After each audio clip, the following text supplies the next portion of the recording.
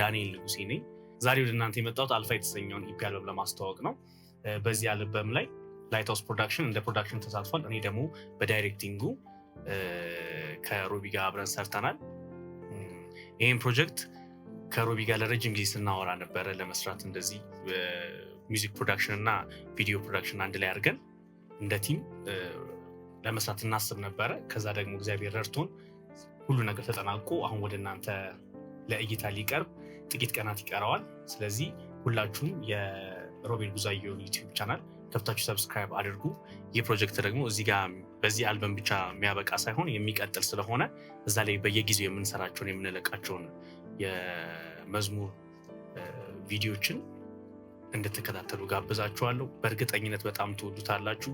ስንሰራውም የነበረ መንፈስ ከዚህ በፊት እንደምንሰራው የቪዲዮ የመስራት ኦር ደግሞ የሆነ ነገር የማቅረብ ሳይሆን በመንፈሳዊ ጎኑ በህብረቱ በጣም ደስ የሚል ቆይታ ነበረ።